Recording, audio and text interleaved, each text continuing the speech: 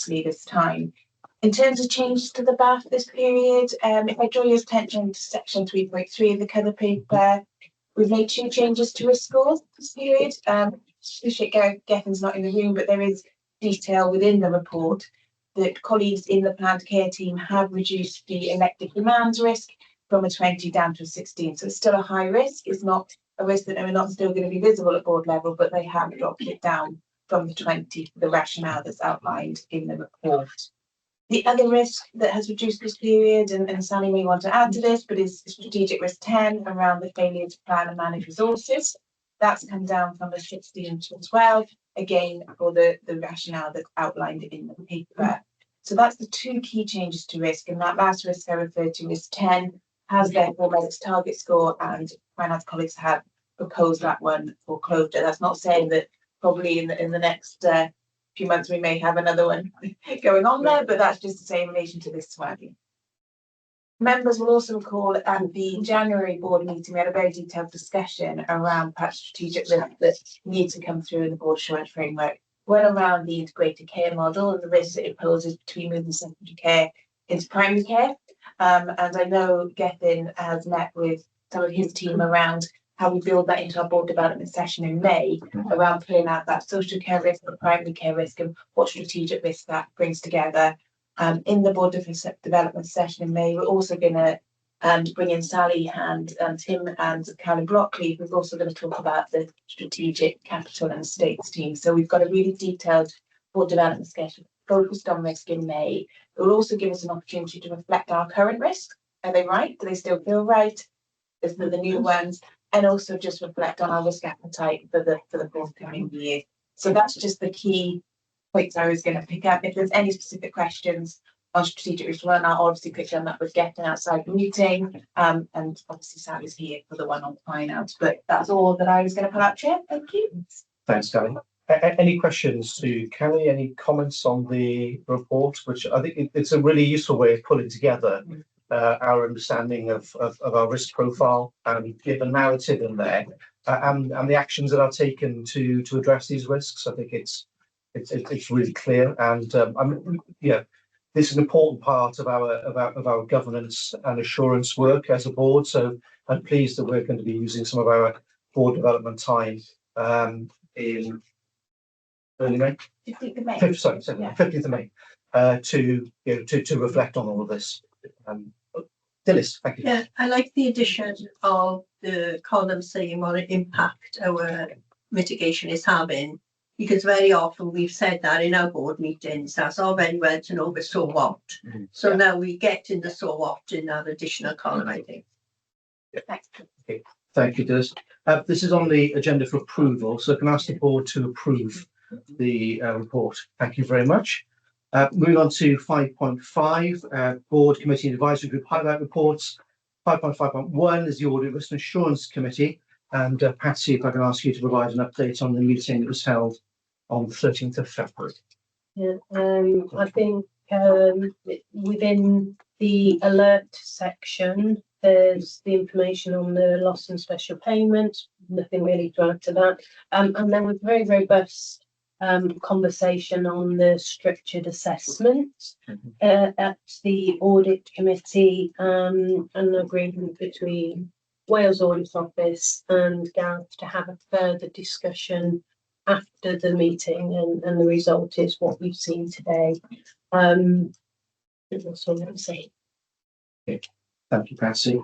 Unless there are any questions to Patsy on the report, we'll just note the update. 5.2 Mental Health Act Monitoring Committee report. And Geraint, thank you very much. Thank you, Chair. Just a couple of points under the alert and escalate. Positive escalation, you'll be glad to hear, Chair. So the Mental Health Act Operational Group has been asked to monitor medical attendance at Section 136 assessments. Now, it has been a tendency for these quite a high number of assessments to take place with 2 doctors, which contrasts with quite a low number of people who end up being detained that also have a second doctor. So that's been quite a trend for a long time. And so the committee just noted and wanted to escalate the fact that that for the first time the number of single doctor assessments has been higher than double doctor assessments. Yeah. So that was a positive, which should result in reducing waiting times for people waiting for assessments. So just better use of the actual medical professionals involved. Also positive in terms of the safety room at the Princess of Wales Hospital. So that's good news. And also another couple of data items related to data, really, which is that there have been no defective errors under the detentions and of people under the Mental Health Act. Second quarter in a row, no fundamental errors and no lapses been seen for 3 quarters in a row. So they just wanted you to be aware of that as a board chair. Thank you, Gary. Much appreciated. Any questions on the update report? Tom? Just a quick point on that. It can seem, I suppose, on outside that you're looking at we have staffing issues in our mental health teams, and it can be seen as we've dropped to just because we've got not enough doctors in the system. Actually, there is a trend of moving towards a 1 doctor assessment that has been proven to be as good as a 2 doctor assessment. So in reality, it's just aligning ourselves with what other organisations across the NHS are doing. So it's that reason we're doing it. And it does help efficiency into the system rather than we've been driven to do it because we haven't got enough staff. Just want to make that clear for everyone. Right. Thank you, Tom. And we'll note the report. Thank you, Geraint. Item 5.7, the annual board effectiveness self-assessment. I'd like to present the report and just highlight the main items for the report, which is for approval this afternoon. The report outlines both the internal and external sources of assurance which support our conclusions on the board's effectiveness for 2024-2025. I think it is important to recognise the significant progress that the board has continued to make over the past 12 months. Of particular significance was the de-escalation for quality, governance, leadership, culture, trust and confidence to routine arrangements for during 2024-25. Also the closing off of the Audit Wales HIW Quality Governance Review, which demonstrated the good progress the board has made in addressing those recommendations. In September of last year, we came together to discuss further developing ourselves as an effective and cohesive board and completed the skills matrix for the first time. And in January, we implemented a new committee structure, which will go some way to support our ongoing development. And as I've said, in the course of this year, we will be reviewing how that is bedding in and how colleagues are finding their experience as those individuals, not just leading those committees, but participating in them. I would like to thank all board members and everyone who contributes to our work, including the corporate governance team in particular, for their enormous efforts in driving the board for continuous improvement. We never rest up on this because the way in which our board works, not just our structure from board to board development session and committee, but the nature in which we conduct our business, the assurance that we gain from the work that is being done, the support and challenge that we place in the system to ensure that we are clear that the strategy we set as a board is being delivered is really fundamentally important. And I really do value everything that the board does and the work that people put into the developing and delivering on the roles to which they've been appointed. So as ever, I remain ambitious for the board and believe we can continue to improve and develop our effectiveness going forward and provide that leadership needed to deliver better outcomes for our communities and patients, which ultimately, of course, is why we are all here.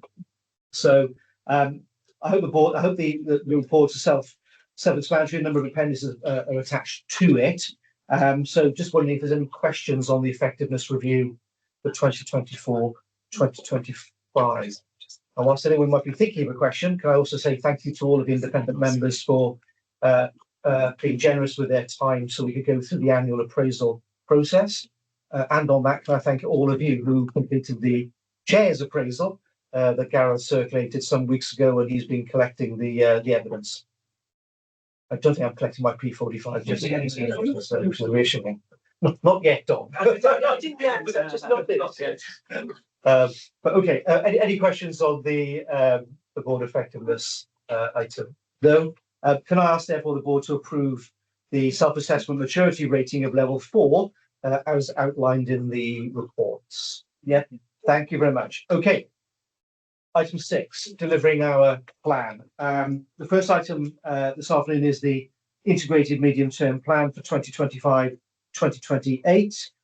Before I invite Linda to present the report, which is before us for approval, can I reiterate my thanks to the board for the work that was done to support this. I know how much effort the executive team and their teams have put into all of this. It requires a huge effort in getting to a position where we've got something that is robust and supportable over this 3-year period, which of course allows us to build a financial plan for the next financial year as well. Linda, I'll hand over to you. Thank you very much. Thank you very much, Chair. I'm going to start with the 87-page report that is no, we're not quite at that stage. I'm going to start with the 87-page report, which is the narrative of how we're going to deliver our plan across the chapters of CTM 2030, the strategy groups, the care groups, and the corporate teams. And there you have your sort of 4D Tetris game that this attempt to pull together. I know that you've seen it before. It does set out an ambition to deliver on all of the requirements of the health board in 25-26.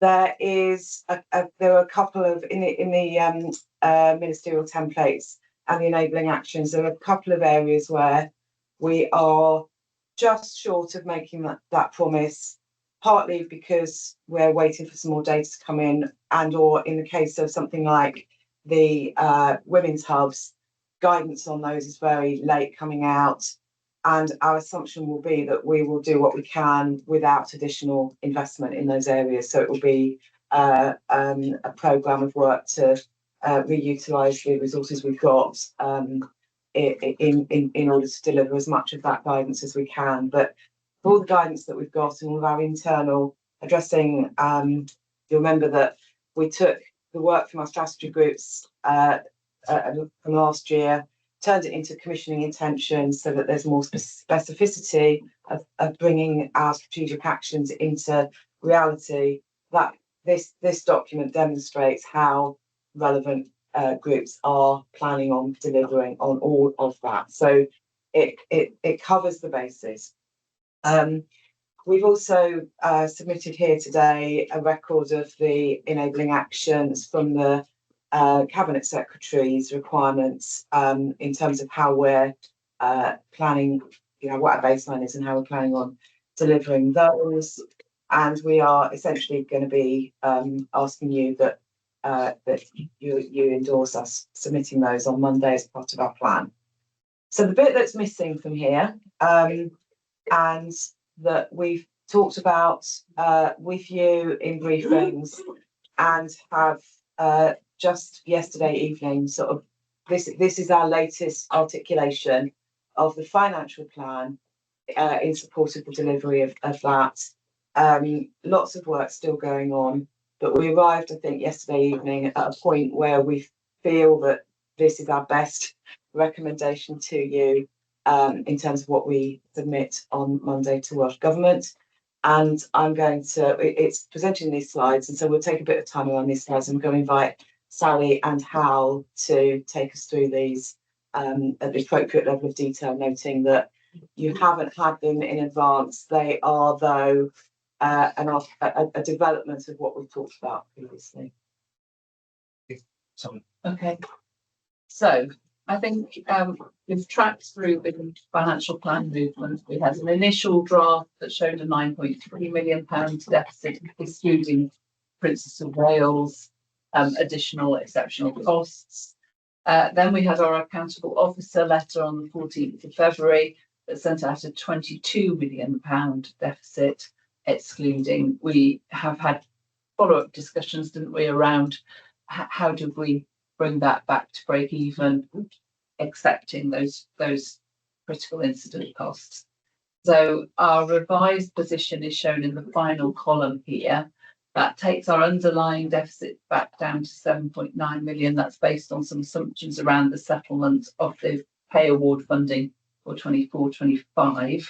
It acknowledges the Welsh Government funding, inflationary pressures at 16.9, cost pressures and demands 21.2, local discretionary investment, which we moved from 3 to 10 to 5.3 in year, and we'll come on to that in a bit, and then other developments at 500,000.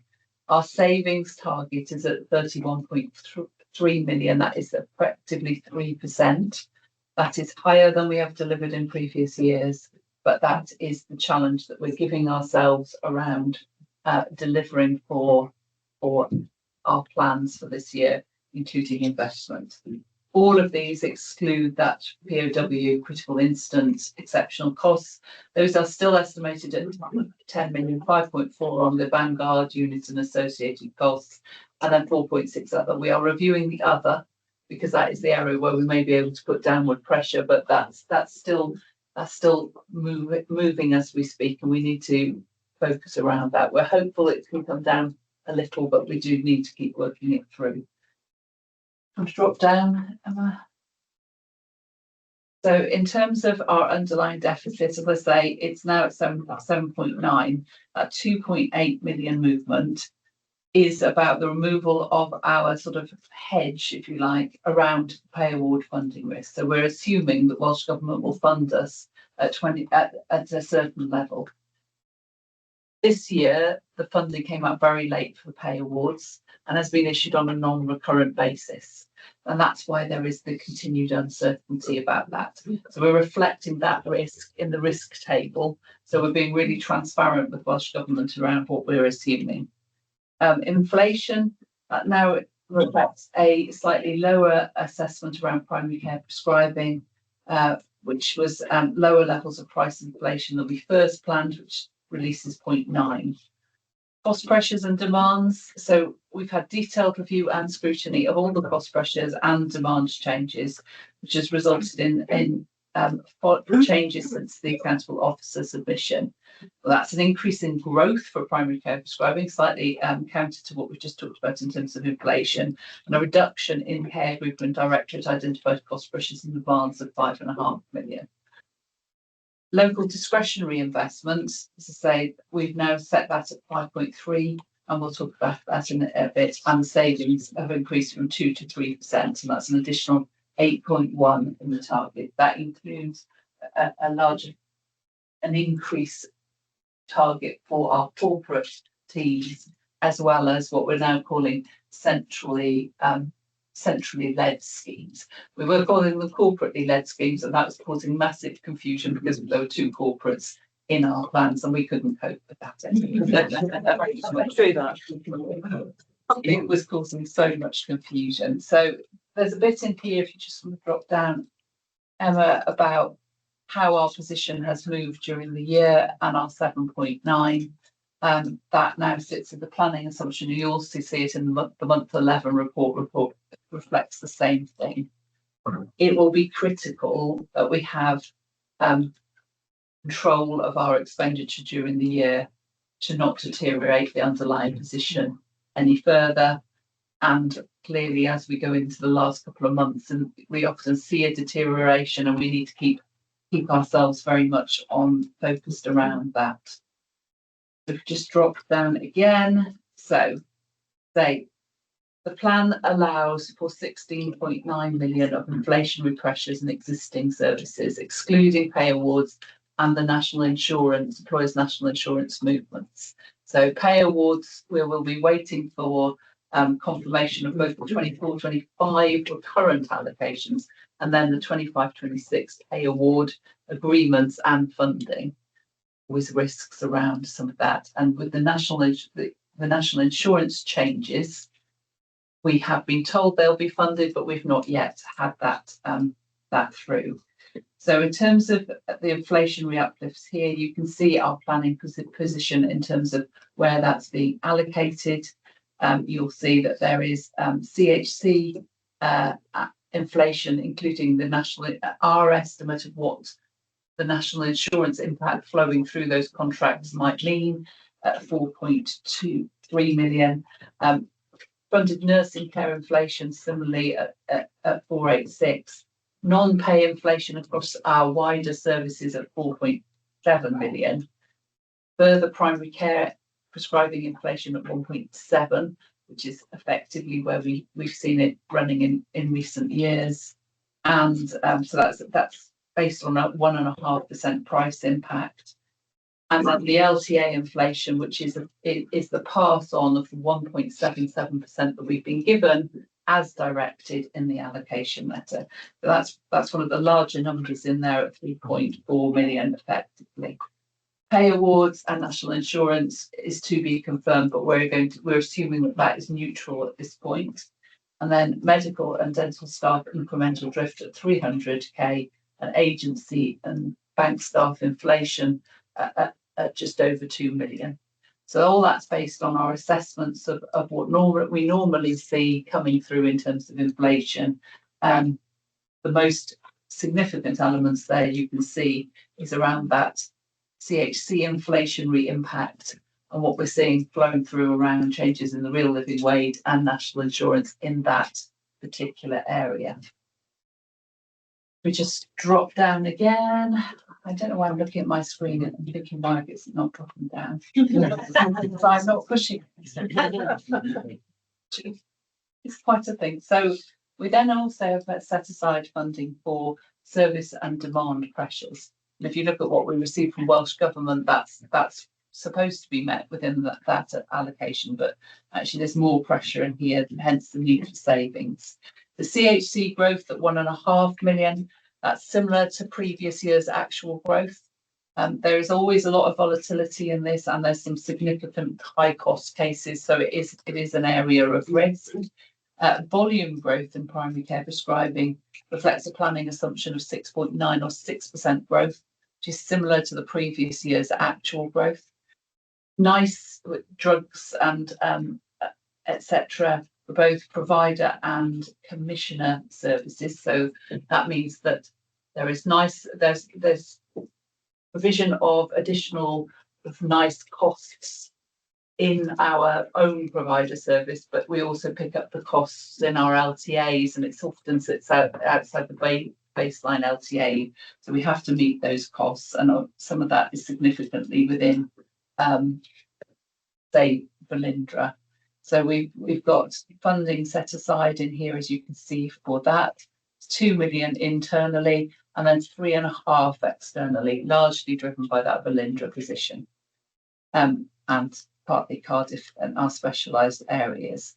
So recognised cost pressures across all areas at 3 million.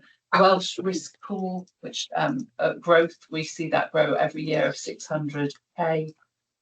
We've talked earlier, didn't we, and we had the presentation around the JCC service growth. 2.5 million set aside from that. So we've received additional funding of 1.77%, but we are funding that up at 4%, and that creates a pressure. We've got 0 in terms of non-pay growth for provider services because we've got some specific elements, and then there's £1 million, which is about the second year of agreement with Swansea Bay for repatriation of services, which leads to higher costs for us.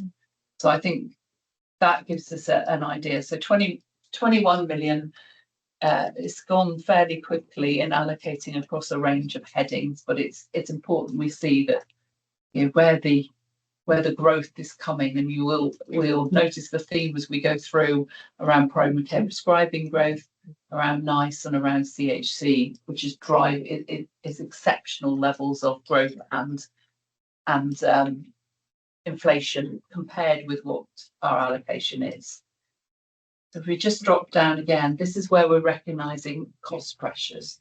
So we've now set aside approximately 3.2 million for specific cost pressures that have been identified through our standardised processes, where all of our care groups, all of our directorates submit and set out where it's over and above the initial element. So something around electronic prescribing and urgent care out of hours, just 26,000. Huge one here in terms of tirzepatide, which is Monjaro for diabetes only. It's not for weight loss, that's for diabetes. Our estimate here is at 1 million. That has varied as we've gone through of up to 3 million. So that is a risk area. This is now based on our anticipated demand for that drug. We know that if it was extended more widely, that would push through significant pressures. And if it extends to weight loss, I think Gethin's estimates were up to 30 million in terms of that. So that's one very much to look at. There's some elements set aside for community pharmacy growth at 412. Symptomatic fit testing, which is in terms of bowel screening at 48. And then our Roche, we've got a managed service contract, and there's exceptional pressures there for haematology drugs, increased pathology volumes with Public Health Wales. There's an agency consultant here in terms of haematology that we've added in. Probably need to take Doc's initial of it. Radio pharmacies at Swansea Bay, full year effect is 20. Consumables for HPV machines. We've got immunology service reprovision, which is commissioning pressure at 50. Microsoft enterprise agreement licenses, which go up each year, don't they, Stu? So there's 330 there. Asset management posts, that's around our kits, making sure that we're tracking all of our kits and its age, 57. Some WPAS posts that haven't been covered by the DPEF bid at 124, and then something on the HCW, which I hope that Stu understands the acronyms for, because I don't know. Yeah, so there's some kind of service level increase. I don't, yeah. It's a digital thing. Intended response, a digital thing. It's a digital thing. That's a big one. From here on in, it's all a digital thing. So this is how we're allocating out in terms of our cost pressure funding that we're holding and our planning assumption. And the most significant thing here is, again, that PAR is the prescribing returns, and that shows us that diabetes is again pushing costs up. Yep. In terms of our investment decisions, we have spent huge amount of time on this. And as you know, we did go to 10, and then we're trying to bring it back down to 5.3. At the moment, the lightest prioritization position is in the middle, and there's a full year impact which takes it up further in the final column. We have not successfully reduced that column yet to 5.3, other than by putting an anticipated slippage in. I will say at this point that that's not necessarily all applied to this. It's just for ease of reference, we're showing it here, and it will make the conversations with Welsh Government easier. We will look to try and recover that across the cost pressures and other areas. So here we've got potential options to look at that. Slower growth on the diabetes plan, which, as you've seen, is very significant. So there is some possibility about that. Gethin is seeking additional funding around the care home response team. We can look at we need to review some elements of the digital plan to see if any of them meet the capital classification. There could be some slippage around acute services plan. I know Linda will say there won't be, but these are the sorts of areas, and reviewing other cost pressures and inflation as we go through. So there is a little bit of a leap in here in terms of we haven't worked this through fully, and we'll need to continue to do this. But in terms of our overall plan and that ambition to submit a balanced plan, excluding the POW exceptional costs, this is probably something we need to do. And we've got a commitment to how we review that on an ongoing basis through EMB to make sure it's transparent, and that can be shared through the finance reports as well, so it's clear how that's going. Just drop down in terms of non-recurrent pressures, we just want to flag some of those. Retrospective CHC claims, that's where people come in at a later date and we then need to pay back. Some other elements around contingency for change management and us being able to invest, the risk programme, the link programme, and leadership and management development in corporate. So that's where we that's where we sit in terms of that one. Savings. I will come to Howell to talk a little bit about the thing we're now calling centrally led in a moment.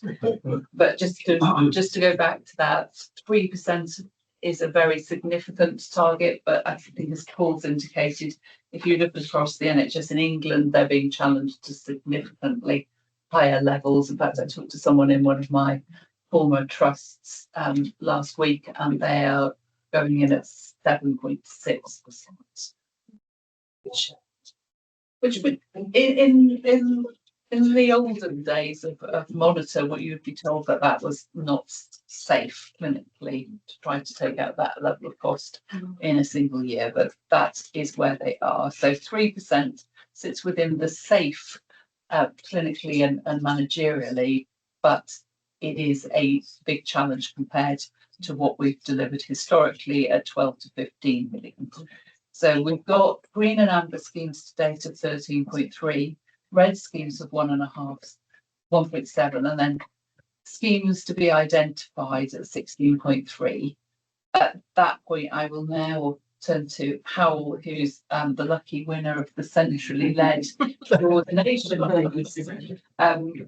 to just talk about. Yeah, I thought he volunteered, but Sorry, just clarify what's an example like of a green and amber scheme and what's a red scheme? So a green scheme will have, there's clear definitions that are set out by Welsh Government in terms of what we have to return for our financial monitoring returns and for this. And green would be when you've got, a clear plan, milestones, and a start date, really. Red schemes are more like, I've had an idea. Yeah. And in terms of our monitoring, just so people understand, as we move into month 1 and 2, we're not allowed to report red schemes.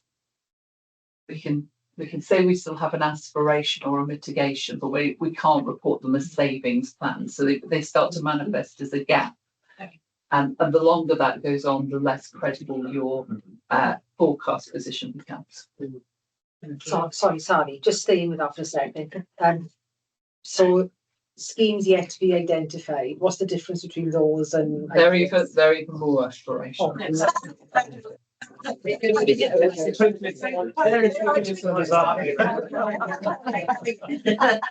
Okay, thank you.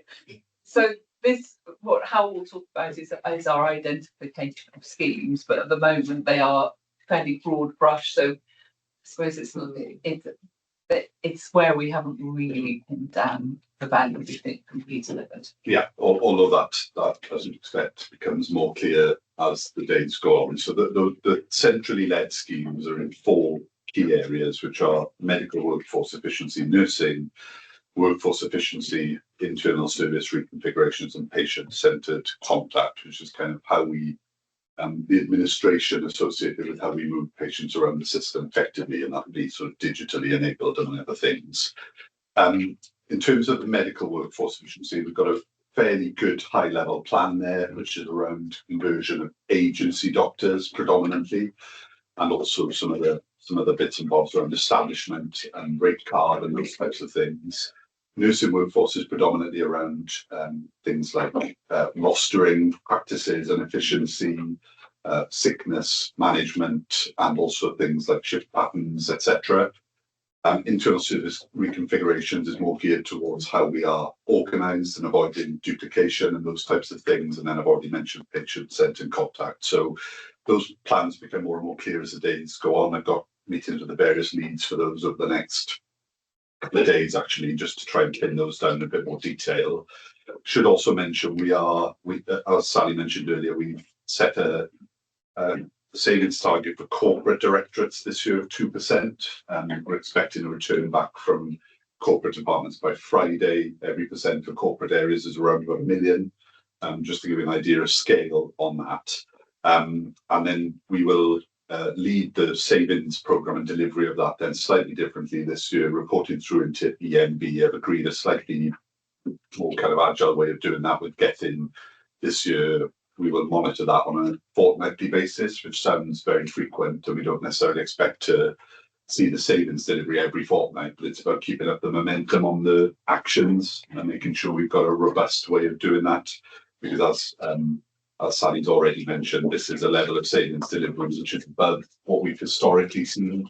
So we just need to keep up that momentum and impetus and make sure we're following through on those actions. So we've been supported in that by a combination of the PMO change having Gettin's team and also Greg's team as well, who are supporting us with the methodology for how we do that. So we'll continue to report then progress against that via EMB on a monthly basis.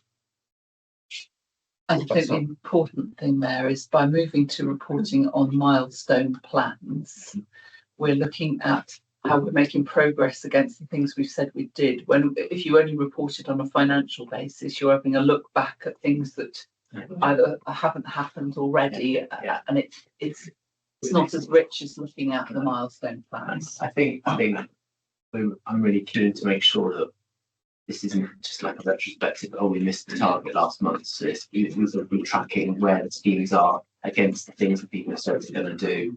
And obviously those 4 week centrally led schemes are important, but equally important is checking in with the care groups on the things that they are delivering as well. So there'll be a process there of sort of back and forth and holding to account with the care group to make sure that if they need support on a particular thing, that we can help them with it. So, this is about trying to harness the collective effort and energy of everybody towards delivering this significantly challenging savings plan. But as we've heard, it is unusual for this organisation to deliver that, but it's not unusual in the scheme of the NHS to be asking people now to deliver it. And I think also it fits the conversation around productivity and efficiency and driving to better use out of the resources we've already got. So, yeah.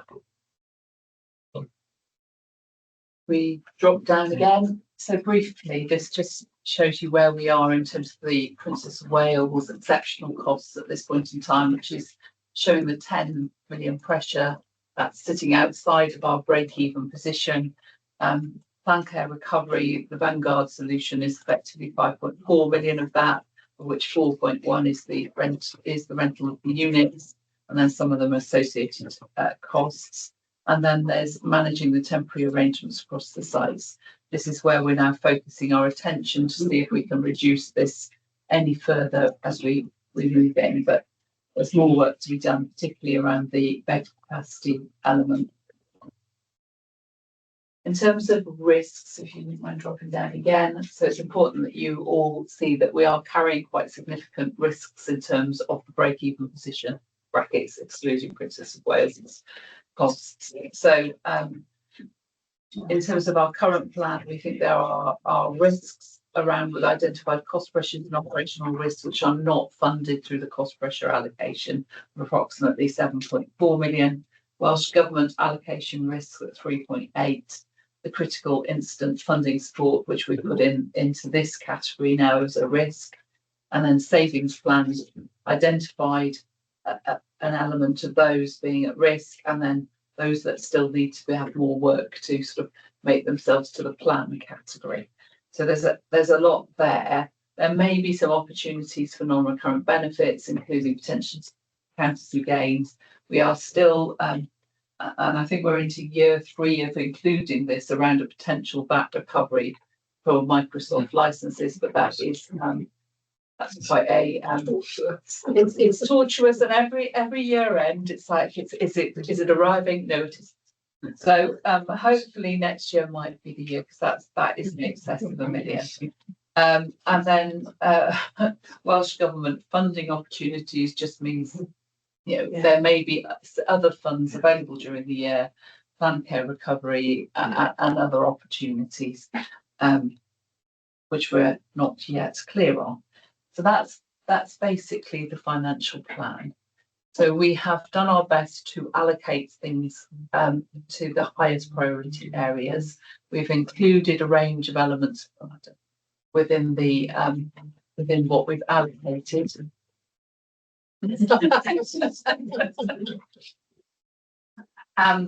But we are, I think we all need to acknowledge that within this, there's quite a significant level of risk, and we will need to have a very different approach, which we're already outlining, to delivering on our savings this year. Yeah.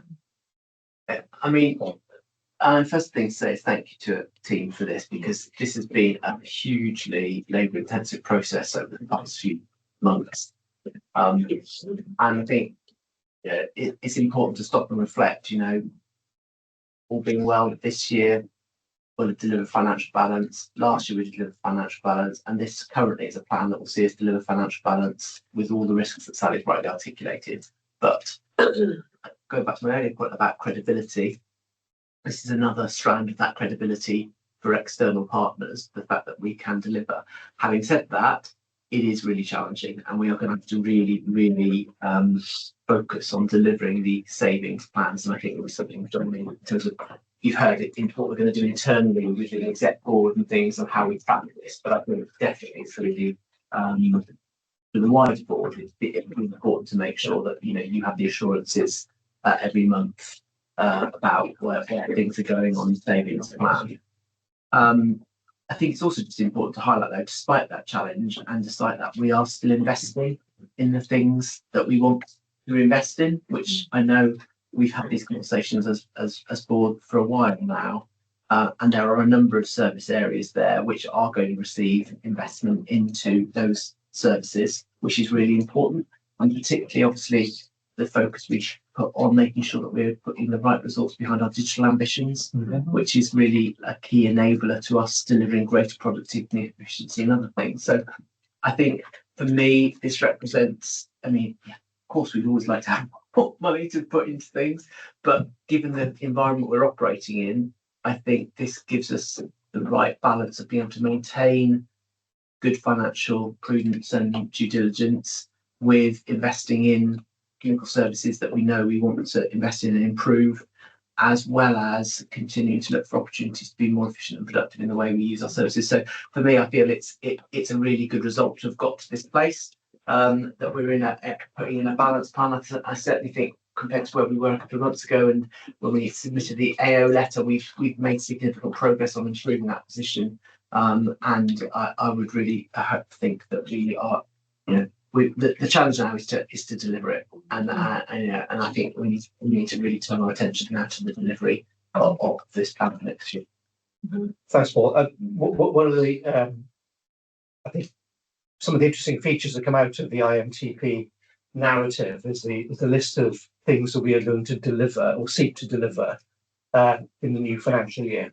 And if you were to look at the range of activities that we are attempting to engage in, things that we really want to bring to fruition in the course of the next financial year, it's remarkable. And I think one of the things that we'll probably do in the course of the year around our board development sessions, bear in mind, the IMTP, obviously I know it covers more than 3 years, but of course, sorry, it covers 3 years, but there are a lot of activities in there for the next financial year, would be to, at some certain touch points in the year, take the time to reflect on how well we're progressing. I know we do that.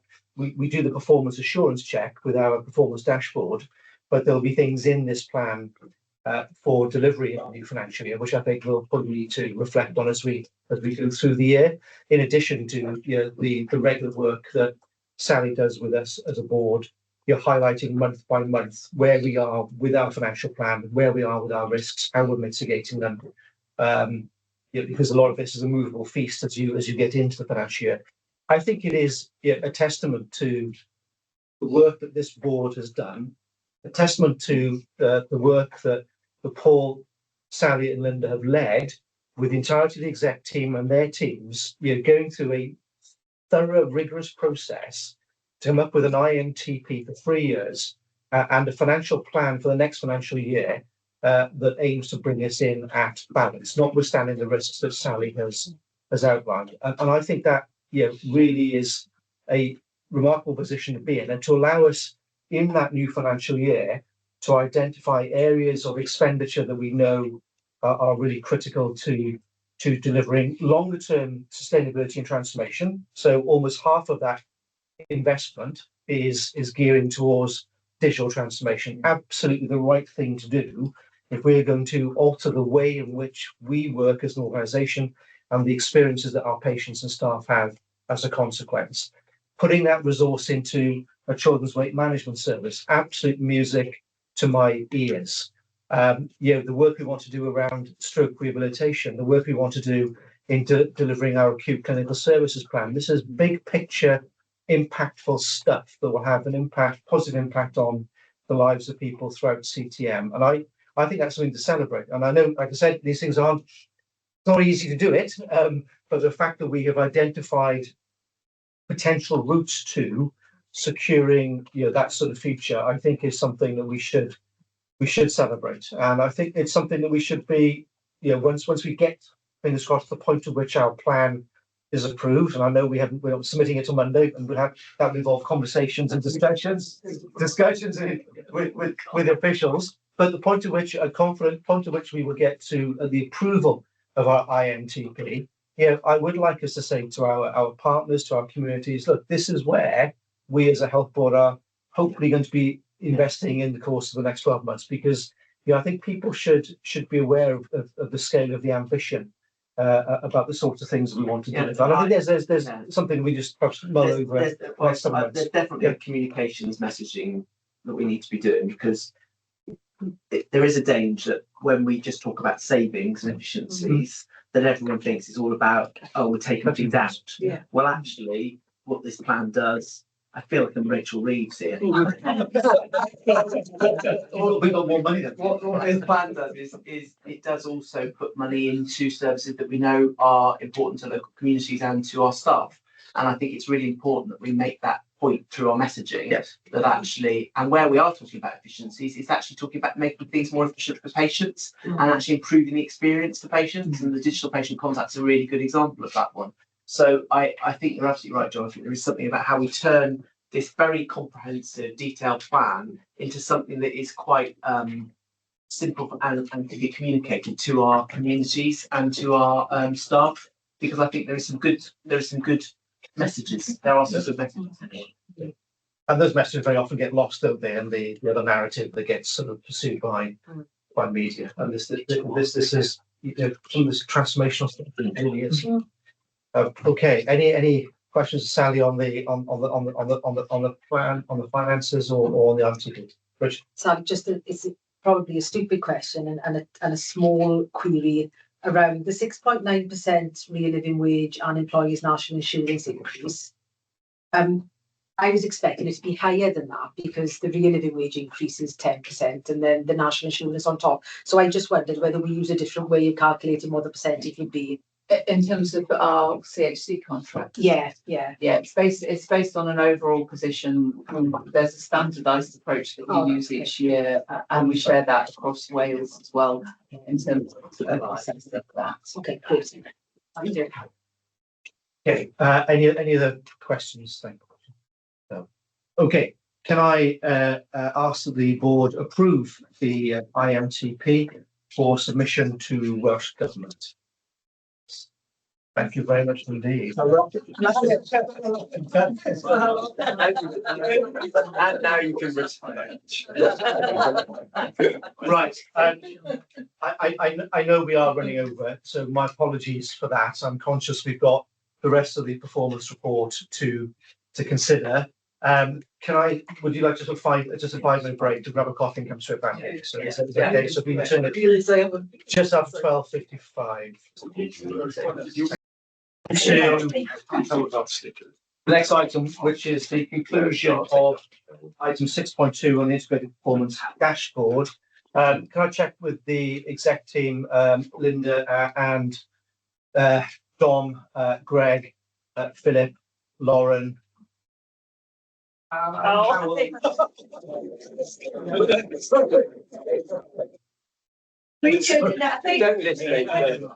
Chair, I think we're feeling, let's just take questions. I think that's sensible, yeah. And unless there's a specific update, and Dom, I know you've written about 12 pages to read through.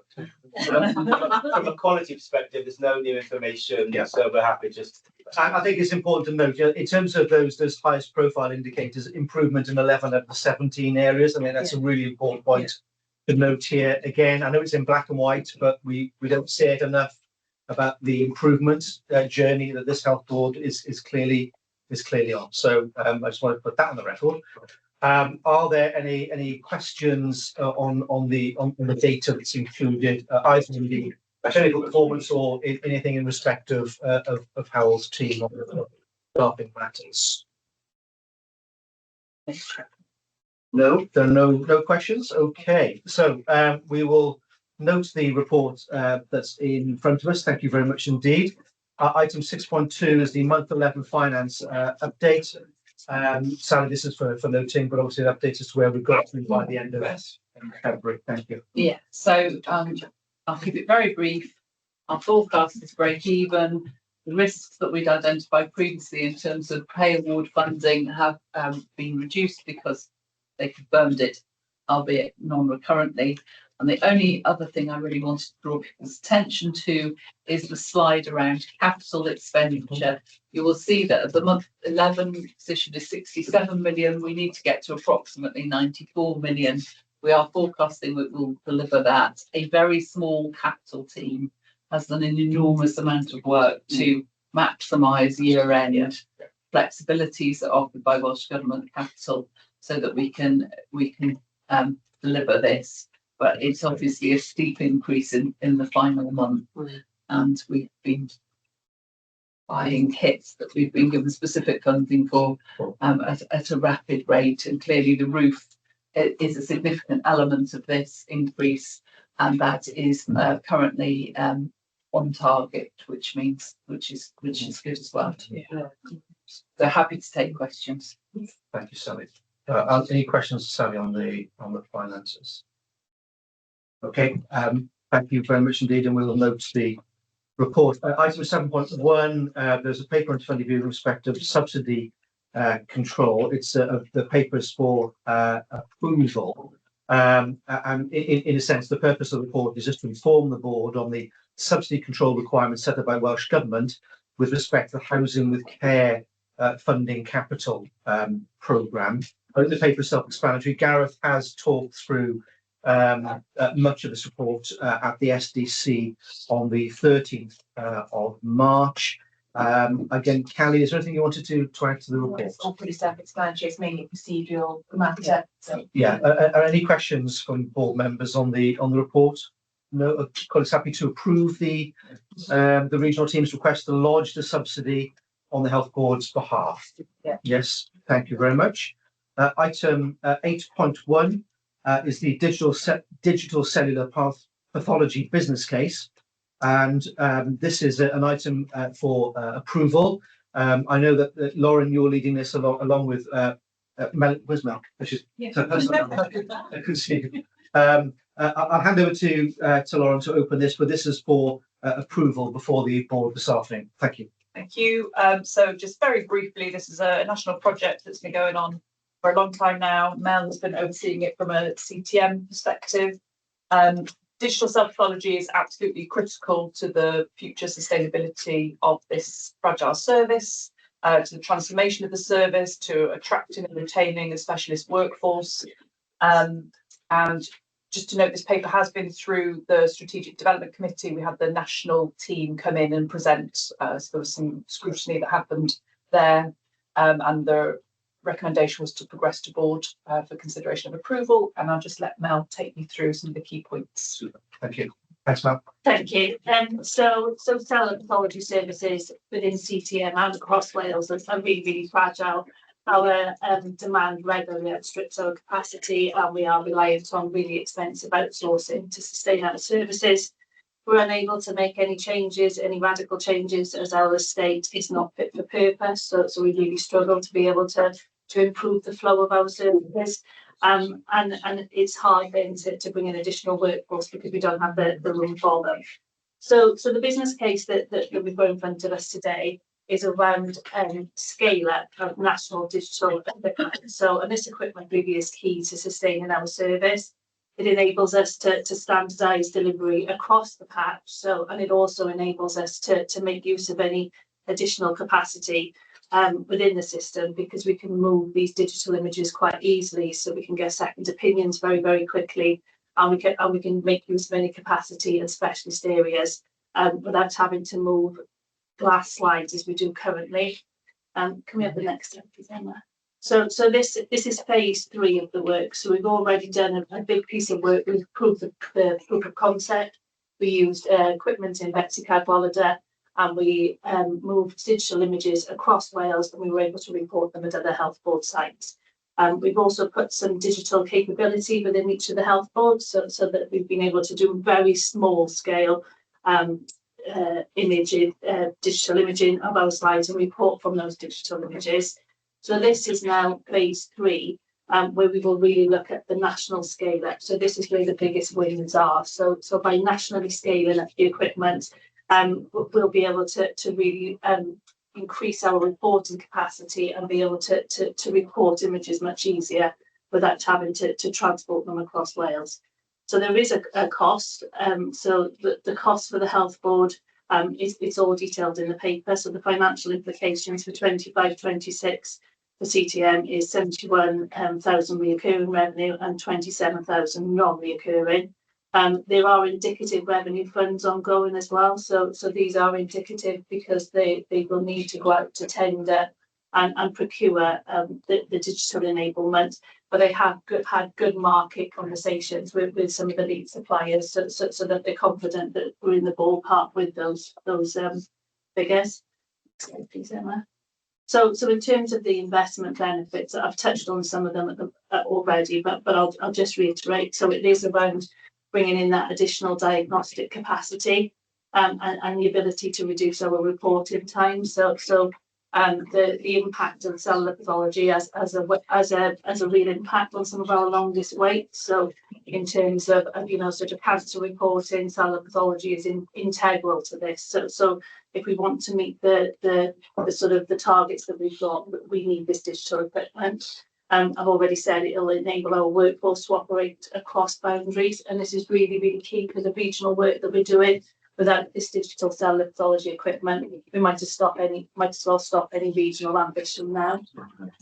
It provides opportunities with AI and computational pathology as well, so it will allow us to report our negative much quicker using AI systems. And there has been some proof of concept of this carried out in Betsy Cadwallader. And critically, we need to keep pace with the rest of the UK. When we started this programme of work back in 2016, we were the forefront and we were really pushing boundaries, and we've slipped behind now. So England, Ireland and Scotland all have these systems in place and have been used in earnest. So just to reiterate matters for consideration, our service is really fragile and we really are reliant on costly outsourcing, and we've really saturated that outsourcing market. Any regional and national solutions for sustaining the service are predicated on the delivery of this. And just in terms of the risks, the Royal College of Pathologists are now starting to do exams using this digital technology. They're not looking at traditional microscopic methods anymore. So unless we move with the times, we're going to find it really, really hard to employ our workforce of the future. So really, this is an absolute essential for us in CTM.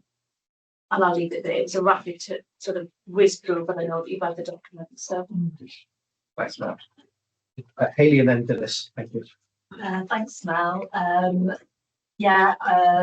think this is something that I would definitely support. I think some of the things that maybe have been Mel hasn't sort of brought up would be this would actually really strengthen our green plan as well. If we're not having to transport everything around and everything's digital, then it's going to be working across quite a few of our things, isn't it?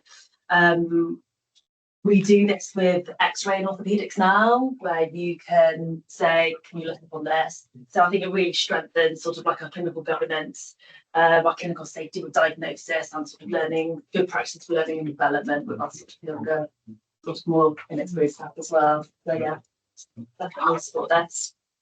So Phyllis. It's already been mentioned, but it did come to STC committee and we were very keen to recommend it to the board for acceptance. I think it's a really exciting project and will have a lot more impact than just making life easier in pathology. Yeah, absolutely. Yeah, thanks, Phyllis. Patsy and then Ian, thank you. Yeah, totally supportive of the case. Just a question, is it already in the plan? Yeah. Yes. Yeah. Yes. So, Ian? Patsy just asked my question. Thanks, Ian. Rachel. Yeah, so And I'll come to Dom after. thank you. So, yes, supportive of the plan. Just on the indicative £71,000, is that the highest kind of end of the indicative amount, or is there a contingency in there, or is the 71? So the 71 is the cost that is the actual is cost. the actual cost, the indicative cost with a higher cost on the table within there, and that's for the procurement of the digital equipment and for the additional workforce that's needed in the first instance to be able to implement. So it's those costs that may change depending on which supplier they use. But it's a good ballpark figure. They've had good sort of communication with the suppliers. So we're confident that it's Well, the indicative number was the 34.4 million, Yeah, isn't it? yeah, Which is going to be in subsequent years, 26, 27 and beyond. And then it's how it's proportioned out to the health board. okay. Lovely, thank you. Dom. Actually, I was going to say a few points to try and twist your arm further, but it sounds like I don't need to. So I'll keep quiet. Any other questions? Okay. Lauren, thanks. And Mel, thank you very much indeed. I've asked the board to approve the business case before it this afternoon. Thank you very much indeed. Item 8.2, the CTM Learning Academy. Greg. Yeah, thank you. So we had a good run through this in OMB last week, which was endorsed by the team, which was great. Essentially, what it's doing is bringing together all of our interprofessional learning activity under one virtual academy, strengthening some of the challenges we've had with kind of educational commissioning, strategic workforce planning, led by our clinical ed team. Lots of input from university partners, from our clinical teams, our educational supervisors and staff, and looking for board approval. Thank you, Chair.